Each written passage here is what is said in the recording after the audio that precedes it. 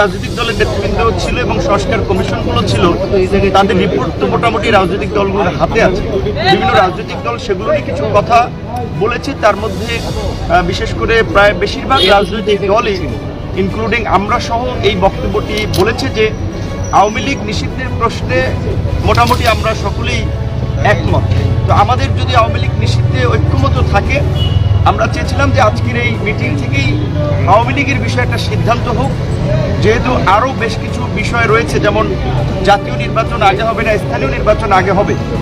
এখানে আপনারা জানেন যে বিভিন্ন রাজনৈতিক দলের ইতিমধ্যেই নির্বাচন কেন্দ্রিক একটা জোট বা অ্যালায়েন্স হয়েছে, কাজে সেক্ষেত্রে ওই দল বা জোটের অবস্থানটা আলাপ আলোচনার সাপেক্ষে একদিকে। তো যদিও বেশ কিছু দল এটা বোঝাতে চেয়েছে যে স্থানীয় নির্বাচন যদি আগে হয় তৃণমূলে সংঘাত সহিংসতা বাড়বে, আওয়ামী লীগ মাথা চাড়া দেবে, কিন্তু আমার মনে হয় যে এটি তাদের সঠিক ব্যাখ্যা বিশ্লেষণ না। কারণ স্থানীয় নির্বাচন এখন হলেও টুকটাক ঝামেলা হবে, নির্বাচনের পরে হলেও হবে।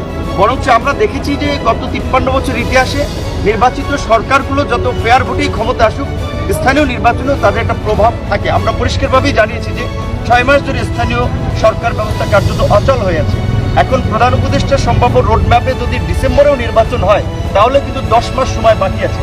তাহলে 10 মাস সময় এই স্থানীয় সরকার কি প্রতিনিধিবিহীন থাকবে কিনা, সেক্ষেত্রে আমরা এই বিষয়টি বিবেচনার জন্য আহ্বান জানিয়েছি।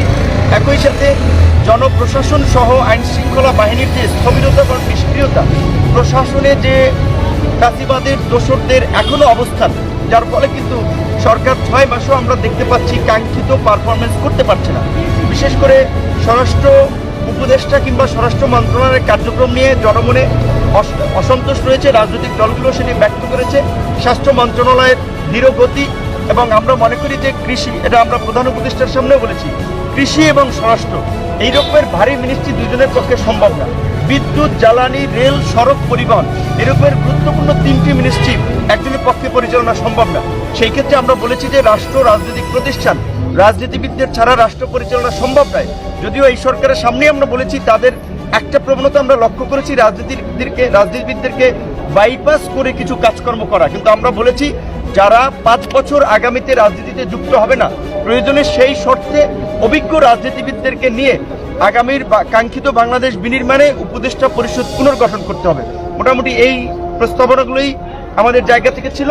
এবং সংস্কারের প্রশ্নে প্রধান উপদেষ্টা এটা বলেছে, রাজনৈতিক দল এটা বলেছে যে আমাদের মতপথের ভিন্নতা আছে, তারা ওয়েবসাইটে সমস্ত প্রস্তাবনাগুলো দিবেন, সেখানে আমাদের যদি কোনো বিষয়ে অস্পষ্টতা থাকে সেটাও আমরা জানতে পারবো। তাদের সহযোগী টিম থাকবে। ন্যূনতম আলাপ আলোচনা এবং ঐক্যমতের ভিত্তিতে যতখানি ঐক্যমতে পৌঁছানো যায়, কিংবা যেখানে ঐক্যমতে পৌঁছানো যায় না, যেমন সংবিধানে বহুত্ববাদের বিষয়ে আলোচনা হয়েছে, এখানে ইসলামিক কিছু নেতৃবৃন্দ এটার বিরুদ্ধে বলেছে, আবার লিবারেল কিছু বা অন্যান্য নেতৃবৃন্দ বলেছে গণতন্ত্রে বহুত্ববাদ এটা থাকতে পারে।